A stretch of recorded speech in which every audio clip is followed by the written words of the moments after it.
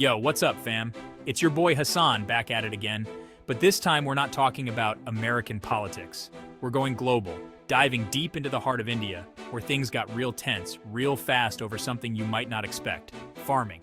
See, in 2020, the Indian government dropped 3 farm bills like bombshells on a chessboard, hoping to shake up the agricultural scene. They called it reform, a way to modernize and boost farmers' income. But not everyone was buying it. Farmers across the country hit the streets, protesting for over a year, demanding these laws be scrapped. So what's the deal with these farm bills? Why all the drama? Let's break it down piece by piece. This ain't just about crops and tractors, folks. This is about power, control, and the future of millions of Indian farmers.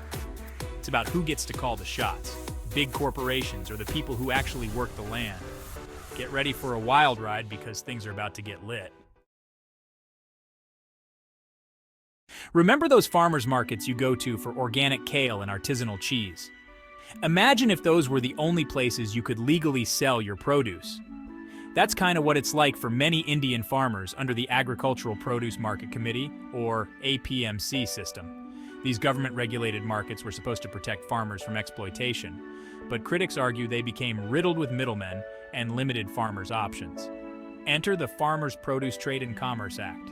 This bill aims to dismantle the APMC monopoly, allowing farmers to sell their produce anywhere in India, directly to private players, big retailers, even online.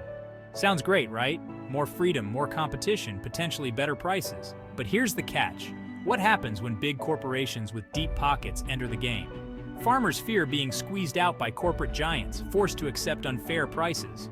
They worry about losing the safety net of the APMC system, even with its flaws.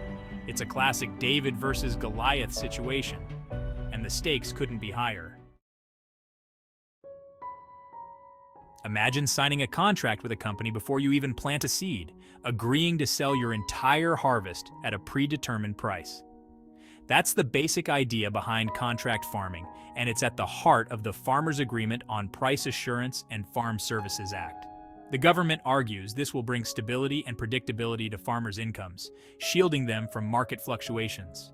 Companies, in return, get a guaranteed supply of produce. Sounds like a win-win, right? But hold up, there's a flip side. What happens if the market price skyrockets after you've signed your life away to a contract? What if the company defaults on its promises? The power imbalance is glaring, and farmers, many of whom are illiterate or lack legal expertise, fear being trapped in exploitative agreements. It's like signing a deal with the devil. The promise of short-term gains might come at the cost of long-term autonomy and security.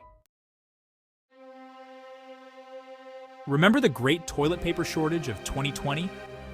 Now imagine that, but with essential food items like onions and potatoes. That's the fear surrounding the Essential Commodities Amendment Act.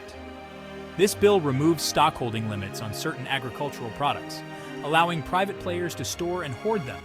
The government argues this will attract private investment in storage infrastructure and prevent food wastage. They claim it will lead to better supply chain management and benefit both farmers and consumers. But critics aren't convinced. They fear this will create artificial scarcity, allowing corporations to manipulate prices and hoard essential commodities for profit. They argue it could jeopardize food security, especially for the most vulnerable sections of society. It's a delicate balancing act, encouraging private investment without compromising the availability and affordability of essential food items. And right now, many fear the scales are tipping in the wrong direction.